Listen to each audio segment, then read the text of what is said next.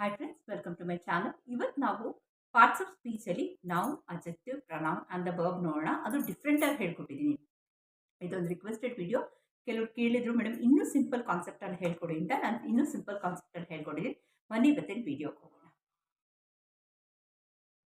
Hi friends, welcome to my channel. ಇವತ್ತು ನಾವು noun, pronoun, adjective ಮತ್ತು ವರ್ಬ್ ನೋಡೋಣ. ಅಂದರೆ ಒಂದು ಸೆಂಟೆನ್ಸಲ್ಲಿ how to identify a noun, a pronoun, a adjective and a verb with the definitions. ಓಕೆನಾ? First ನಿಮಗೆಲ್ಲ ಗೊತ್ತಿರೋಂಗಿದೆ, you know what is noun. Noun is nothing but name of a person, place, animals or anything. ಅಂದರೆ words that are use to name any person, place or anything. ಆಯಿತಾ? So ಅದರಲ್ಲಿ ಇವಾಗ ನಾನು first sentence ಕೊಡ್ತಾ ಇದ್ದೀನಿ. ಇದರಲ್ಲಿ ನೀವು ನನಗೆ ಹೇಳಬೇಕು ಯಾವುದು ಹೆಂಗೆ ಐಡೆಂಟಿಫೈ ಮಾಡೋದು ಅಂತ.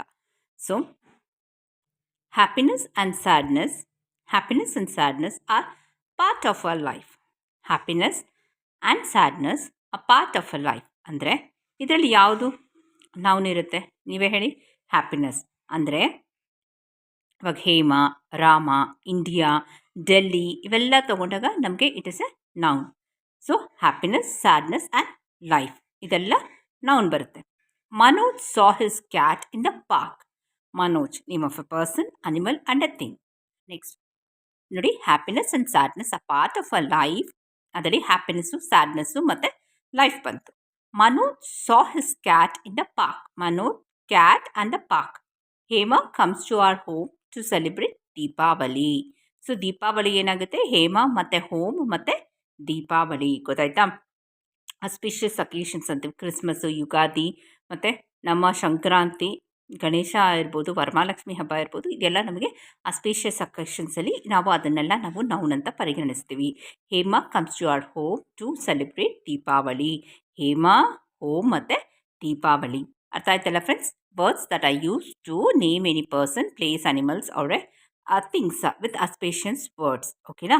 Next, moving on to the pronoun. The words used for the repeated ಸಲ ಯೂಸ್ ಮಾಡ್ತೀವಿ. ಅಂದರೆ the words use for nouns to avoid their repetitions. ಅಂದರೆ ನೋಡಿ, ಇದರಲ್ಲೇ ಒಂದು ಎಕ್ಸಾಂಪಲ್ ಕೊಡ್ತೀನಿ. Hema comes to our home to celebrate Deepavali. Hema is a good teacher. Hema always. So Hema Hema Hema ಹಾಕೊಂಡು sentence ಮಾಡೋ ಬದಲು ನಾನು ಹೇಳ್ತೀನಿ ಹೆಂಗೆ ಮಾಡೋದು ಅಂತ. Lara is a good dancer. Repeated ಅಥವಾ repeatedly used words. Okay. Lara is a good dancer. Lara won many prizes in dancing. Lara is also a brilliant dancer. ಅರ್ಥ ಆಯ್ತಾ?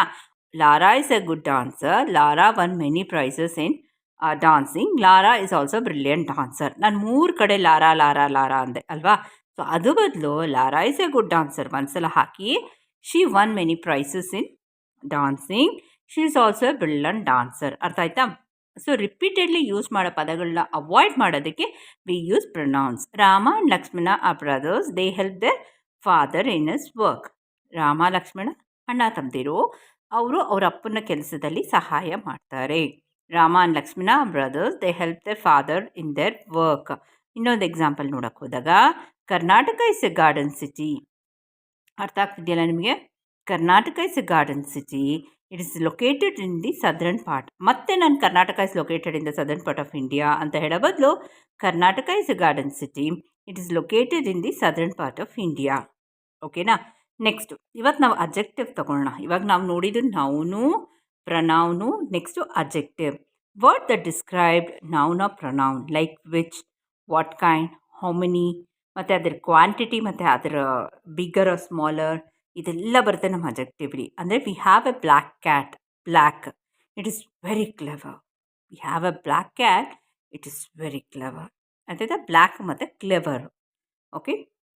Hema is a good singer. She is also a brilliant girl. Good ಮತ್ತು brilliant ಅಂದರೆ big, small, black, tall ಎಲ್ಲ ಬರುತ್ತಲ್ಲ ಅದು. So objective ಅಂದರೆ word that describes noun or pronoun, which, what kind, how many. Next verb ತಗೊಂಡಾಗ, words that express an action. They play cricket ಅಂದರೆ action, ಅವರು cricket ಆಟ ಆಡ್ತಿದ್ದಾರೆ. Words that express action. They play cricket. He always tell truth. Tiger killed the rabbit. He is a doctor. ನೋಡಿ, play, killed, tell, is ಎಲ್ಲ action verbs. Words that express action. The words which that express actions. ಓಕೆನಾ? It's called as verb. Verb ಅಂದರೆ words that express action. So ಈ ಟಾಪಿಕ್ನ ನಾನು continue ಮಾಡ್ತಾ ಹೋಗ್ತೀನಿ, ನಾಳೆ ಕಂಪ್ಲೀಟ್ ಮಾಡಿಬಿಡ್ತೀನಿ ಇದನ್ನು ಅನೌನ್ಸ್ನ ಅಂತ ಹೇಳ್ತಾ, ಈ ಥರ ಕಾನ್ಸೆಪ್ಟನ್ನ ತಲೆಯಲ್ಲಿಟ್ಕೊಂಡ್ರೆ ನಮ್ಗೆ ಅದು ಅರ್ಥದ ಜೊತೆ we will also know the example and how to identify ಅಂತ ಹೇಳ್ತಾ ನಾನು ಹೇಮಾ ಹೋಗಲ್ಲ ಎಲ್ಲರಿಗೂ ನಮಸ್ಕಾರ ಹೇಳ್ತಾ ಇದ್ದೀನಿ. Thank you.